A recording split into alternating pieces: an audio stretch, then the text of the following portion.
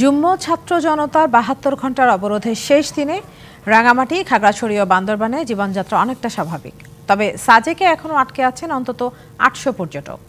এদিকে রাঙামাটিতে সহিংসতায় ক্ষতিগ্রস্ত স্থাপনা পরিদর্শন করে বিএনপি অভিযোগ করেছে, পাহাড়ে সাম্প্রদায়িক উস্কানি দিচ্ছে পরাজিত শক্তি। আর বিচার বিভাগীয় তদন্তের মাধ্যমে সহিংসতায় জড়িতদের বিচারের দাবি জানিয়েছেন বৌদ্ধ ভিক্ষুরা। হত্যা, বাড়িঘর, ব্যবসা প্রতিষ্ঠানে হামলা, আগুনের প্রতিবাদ ও বিচারের দাবিতে ৩ পার্বত্য জেলায় ৭২ ঘন্টার অবরোধ কর্মসূচি।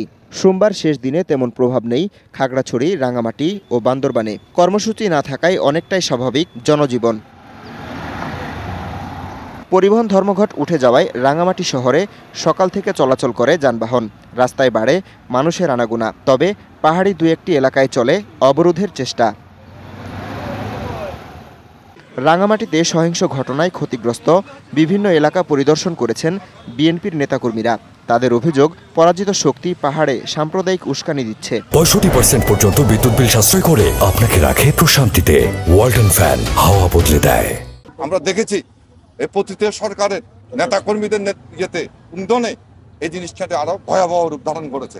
এদিকে বৌদ্ধবিহারে ভাঙচুর, লুটপাট ও সহিংসতার ঘটনায় বিচার বিভাগীয় তদন্তের দাবি বৌদ্ধ ভিক্ষুদের। রাঙামাটি বৌদ্ধবিহার ভাঙচুর, লুটপাট এবং খাগড়াছড়ি ও রাঙামাটি পার্বত্য জেলায় সংগঠিত সাম্প্রদায়িক সহিংস ঘটনার বিচার বিভাগীয় তদন্ত সহ সমস্ত ঘটনার সুষ্ঠু বিচার করে আইনানুগ ব্যবস্থা গ্রহণ করা। খাগড়াছড়িতে পরিস্থিতি স্বাভাবিক হওয়ায় বসে হাটবাজার। জীবিকার তাগিদে বের হন অনেকে। তবে বন্ধ দূরপাল্লার বাস। বর্তমানে এখন খাগড়াছড়িতে পরিস্থিতি মোটামুটি স্বাভাবিক হয়ে আসছে। আমরা এখানে চাই পাহাড়ি বাঙালি শান্তিতে থাকুক এবং এখানকার মানুষ যাতে নিরাপদে থাকে সেই প্রত্যাশা আমরা কামনা করি। অবরোধের শেষ দিনে বান্দরবানে জীবনযাত্রা স্বাভাবিক। জেলা শহর থেকে ঢাকা, কক্সবাজার, চট্টগ্রাম সহ বিভিন্ন গন্তব্যে ছেড়ে যায় যানবাহন। অপ্রীতিকর ঘটনা এড়াতে শহরের বিভিন্ন পয়েন্টে মোতায়েন করা হয় আইনশৃঙ্খলা রক্ষাকারী বাহিনীর অতিরিক্ত সদস্য।